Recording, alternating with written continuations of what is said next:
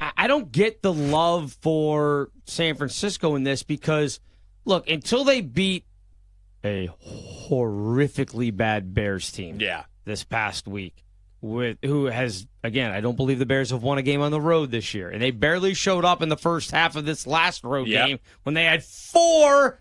They had 4 more yards of offense in the first half than you and I did combined, Jinx, and we didn't suit up this past week. That's how bad the Bears are. Before that, the 49ers got their doors blown off by 2 good teams. Buffalo smoked them. Green Bay smoked them. Now, different, those games were on the road.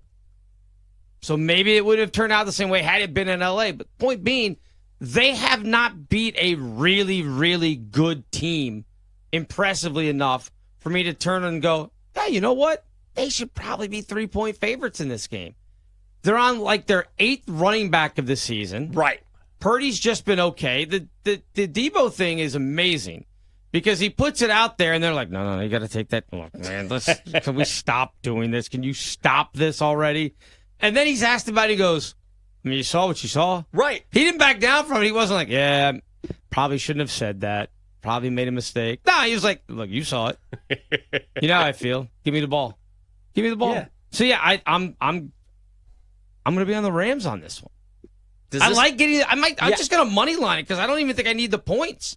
Oh, okay, I like it. Does this mean we're part of the Ramily now? No. Ugh. No, we're not Ramily. Not us. Not tonight. Okay, Double D, you want in here? Dylan, you want to get in here? Let's get some different voices here and find out. Does anyone like the Rams plus the points? Is anyone taking the Niners, Double D? You big burly boy? Who you on? We are Ramily. Hey, oh, God. Just this week.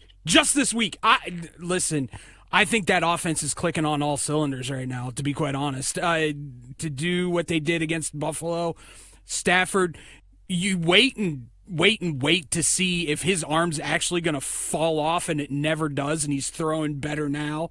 Puka Nakua's back playing great. Yeah. So, for me, against, once again, Trent Williams out for San Francisco, which is a huge thing for San Francisco.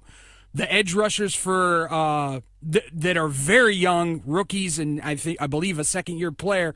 The edge rushers for the Rams have been very good this year, surprisingly. So, I think you have to go Rams here, and I'm with Bill. I'm taking them on the money line. I don't need the points. I'm taking them on the money line. Do it, Dylan. Are you a member of the Ramily? Yeah, I'm kind of with you this week. I mean, speaking to the run game, Garendo is questionable coming into this game. He was banged up. That's their 3rd-string running back. That means the 49ers are going to be on a 4th-string running back, which they rely on their run game very heavily. But here's the thing, Jenks. They're talking about all this dissension with Debo. Hey, Debo, what were you doing like 2-3 years ago that was making you a household name? You were running the ball. Yeah. So shut up, take a handoff, and become the running back this game if you really want the ball in your hand. That's all I have to say about the Debo situation.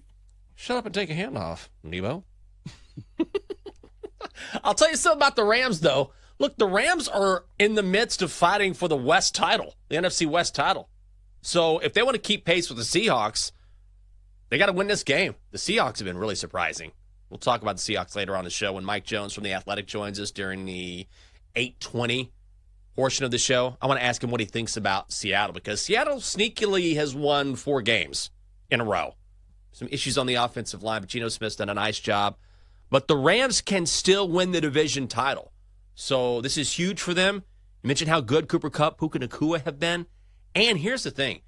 I think they're going to be able to run the ball against San Francisco. The Niners give up 131 yards per game on the ground. I think Kyren Williams can have a big game. I'm thinking very seriously about putting my money on his rushing prop, which you can find right now, 72.5. He's hit that number in 3 of his last 4, and we're expecting a high-scoring game. I know a lot of people are going to be on the Cooper Kupp props. I get all that. I think I'm on Williams. Yeah, I think so too. And he scored in the last 3 games. So you got the anytime touchdown prop in there as well. 49ers have given up a ton of touchdowns to running back. So, yeah, I think that's a good play. And They both. This is almost. I mean, there's still 3 weeks after this. There's still 3 more games. This almost feels like an elimination game because if the 49ers lose, they're 6-8. They could be as many as 3 games out in the division, 3 games out in the wild card at that point. Because Washington's sitting there at 8-5. I don't think that they're going to lose to New Orleans this week. So that's who you're chasing for the 7 spot.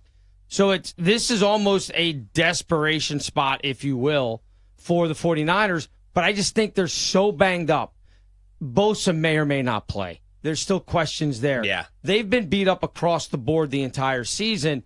It's just not as bad as the Cowboys situation, but it almost feels like they're in the same boat where it's just a lost year. Yeah, now, they still could turn around. Look, they win tonight. All of a sudden, they're 7-7, and they're right there. They're right there. But you drop this one. Now you've got to win out, and you got to get help, and that's not a good place to be in the NFL. Is anyone else going to be on a prop? I'm talking myself into Kyren Williams. I have a hockey play later on tonight that I really like, but I'm thinking about this prop as well. I've got Stafford over 1.5 touchdown throws. Oh, I like that. That's a solid play. What's your juice on that, Double D? Do you know? I believe it's minus 125. It's not bad. That's fine. That's not yeah, bad. I mean, at all. Kyren Williams anytime touchdowns like minus 150, 155, somewhere in there. So it's a little juicy, but again, he scored in 3 straight, so why not? Oh, maybe I'll do that instead of the rushing prop. I like that quite a bit. Here's an idea.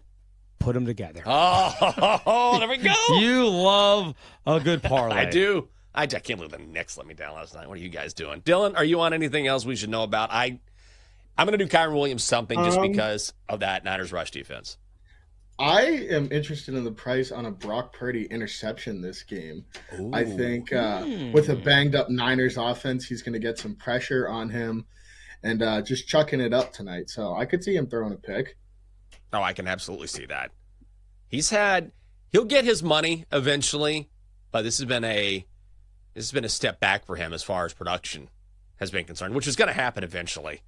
Like he was just too good early on not to have a year where he sort of regressed a little bit. Brock Purdy to throw a pick is plus 105 at BetMGM. Over a half a pick is plus 105. So there you go. A little plus money action.